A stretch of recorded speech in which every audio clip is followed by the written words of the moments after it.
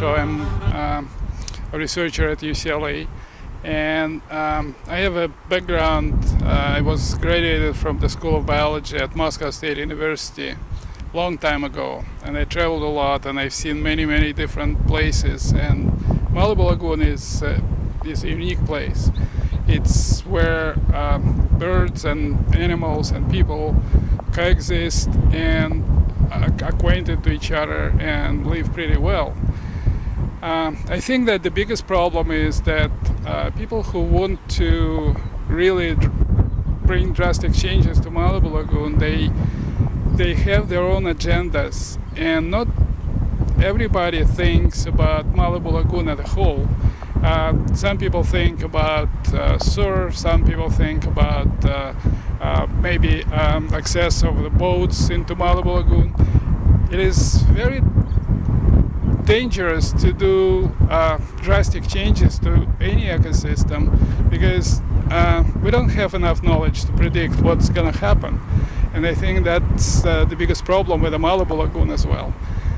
I think that people who want to bulldoze and bring, deep channels into Malibu Lagoon, and that's not what Malibu Lagoon is now. And it's a brackish lagoon. It does have a lot of fresh water. Well, I believe that people who want to bulldoze Malibu Lagoon, they want to bring dramatically different Malibu Lagoon, and it would be completely different for quite a few birds and other animals who live here in Malibu Lagoon.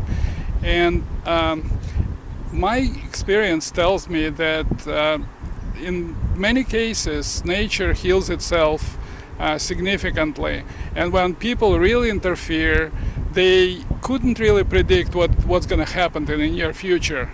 I've heard many different opinions that people who propose bulldozing, they think, okay, we'll bulldoze, and in a few years, if it's the open channel closes, we would bulldoze again.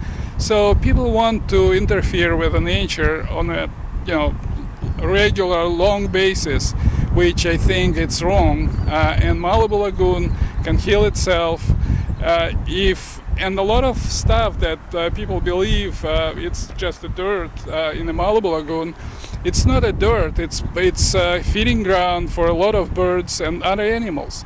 I think that it's not warranted that destruction that will bring to Malibu Lagoon in the next few years. And for a few years, we will lose a lot of birds that are regulars here.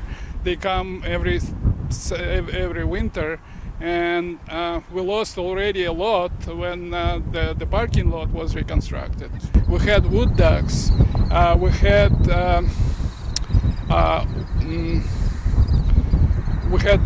oyster catchers, we had family of snow geese.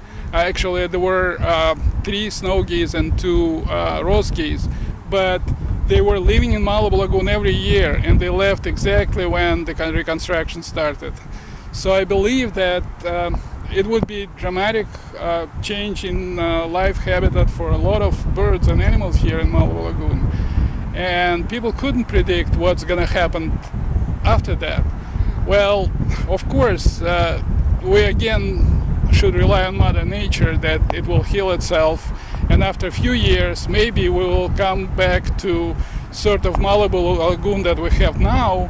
Maybe it takes 10 years, maybe it takes 15 years, 20 years. But for those years, we will lose very nice habitat for birds and other animals. I don't really know what large body of water they mean, because my understanding, they want to make deep channels that will come to Malibu Lagoon, and they will be flushed every time we have high tide. But it's not going to happen in the long run, because all this sediment has to go somewhere.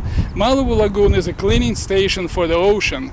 When it's closed, what it does, it cleans all the dirt, all the birds' poops and everything, and the filters the clean water to the ocean. So lagoon does have its own cycle of life, and in a few years all these deep channels would be again filled with the sediment, because that's what lagoons do. So I don't think it would be possible unless we will be bulldozing every couple of years, which is totally ridiculous. It's not only a waste of money, but it will be destroying the habitat for birds and animals.